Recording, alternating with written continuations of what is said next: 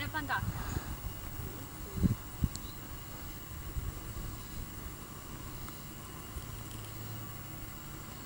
I'm going to give a tutorial, like a quick one, about how to stand up on a horse first when you're really new. I don't recommend this though if you don't know how to ride horses well, and if you don't have good balance, and if you haven't ridden bareback. If you can ride bareback though, I think you can probably do it. It's better to have a horse that's thicker and that has more muscle than other horses, and it's better for horses that don't have a prominent wither or that don't have a prominent spine, so that it doesn't hurt your feet and it doesn't hurt the horse. You want to make sure you're also the appropriate weight limit for the horse if you're standing on their back, because it puts all your pressure on their back. But I'm only 110 pounds, maybe less, but so I'm not anything to him. I'm really tiny, and I'm only 5 feet tall, so I can do this without harming him. Okay, so first what you're going to do is you're going to get up on your knees, and you want to get comfortable doing this first, so that he still moves sometimes, but you got to get used to it, and you got to also be able to tell what your horse is going to do before you start doing the stuff. You want to do this for a little while, like days, maybe weeks, and get comfortable being up on your knees and just being bareback if you haven't been. If your horse's butt is thicker, I like to be back here. It's a lot more comfortable for me, and I always make sure that he's paying attention to me before I stand up. I want to make sure one of his ears is facing me. I say boo, and make sure that he listens to me.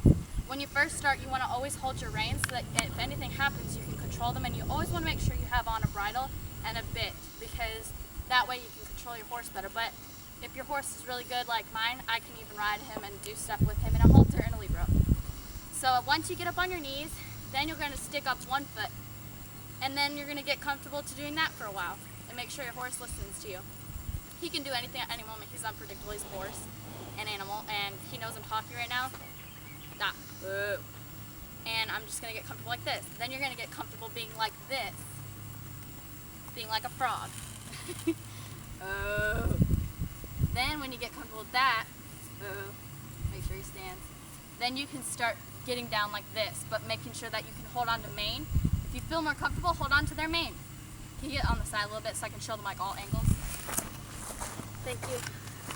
And then get to the side of them and you hold the mane like this and hold their reins. And then once you get more comfortable, you can start standing up like this, and that's how you do it. And then when you're really comfortable like me, you can stand up completely like this.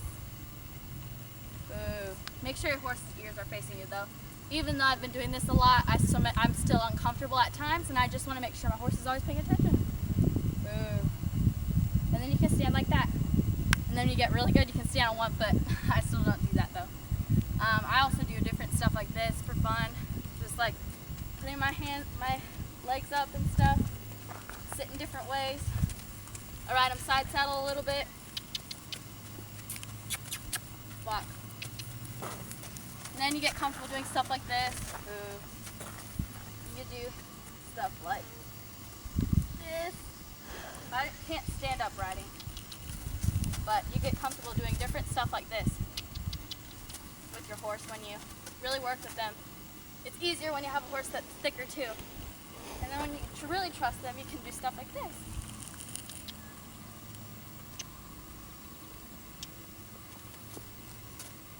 You can just know how to steer them though. Make sure your horse listens. And then you can get up on them like this. Stand up on them. Backwards. But you gotta make sure their ears are facing you. Whoa. And then you can start standing like this. Whoa. But you gotta make sure your horse is paying